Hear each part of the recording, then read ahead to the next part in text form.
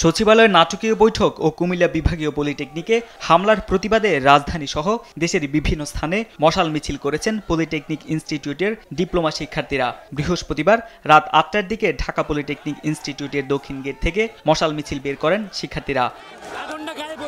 পরে ইনস্টিটিউটের পূর্বের সড়ক ঘুরে উত্তরের গেট দিয়ে ক্যাম্পাসে প্রবেশ করে মেধা শহীদ চত্বরে এসে সমাবেশে মিলিত হয় শিক্ষার্থীরা। এসি রুমে আর বৈঠক নয় উল্লেখ করে শিক্ষার্থীরা বলেন, সচিবালয়ে আন্দোলনকারীদের সঙ্গে নাটক করা হয়েছে।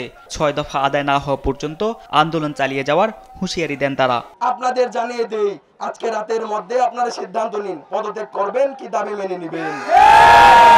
যদি দাবি না মানেন, কালকে থেকে আমাদের অসহযোগ আন্দোলন শুরু হবে।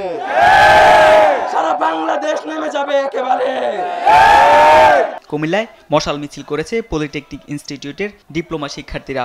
আজকে স্মারকলিপি প্রদান করা হয়েছে, আপনারা হয়তো অনেকে অবগত আছেন। পলিটেকনিক শিক্ষার্থীদের সঙ্গে প্রতারণা করা হয়েছে দাবি করে যশোর পলিটেকনিক ক্যাম্পাস থেকে মশাল মিছিল বের করে নিউ মার্কেট ব্লকেট কর্মসূচি পালন করে শিক্ষার্থীরা। আধা ঘন্টার ব্লকেট কর্মসূচি শেষে ক্যাম্পাসে ফিরে যান তারা। আমাদের এই যৌক্তিক ৬ দফা যদি বাস্তবায়ন যতদিন না হবে, আমরা প্রয়োজনে রাজপথে খাবো, রাজপথেই পড়ব, রাজপথেই রক্ত দেব। কারিগরি ছাত্র আন্দোলন বাংলাদেশের সকল প্রতিনিধিরা একত্রিত হয়ে আমরা যেই কঠোর কর্মসূচির দিকে আগাবো।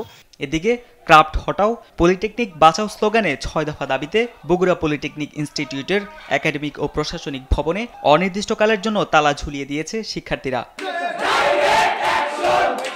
এর আগে দুপুরে শিক্ষা মন্ত্রণালয়ে কারিগরি ও মাদ্রাসা শিক্ষা বিভাগের অতিরিক্ত সচিবের সঙ্গে বৈঠক করেন পলিটেকনিক ইনস্টিটিউটের আন্দোলনরত শিক্ষার্থীদের ১৮ সদস্যের একটি প্রতিনিধি দল। পরে বৈঠক সন্তোষজনক হয়নি উল্লেখ করে আন্দোলন চালিয়ে নেওয়ার কথা জানায় কারিগরি শিক্ষার্থীরা।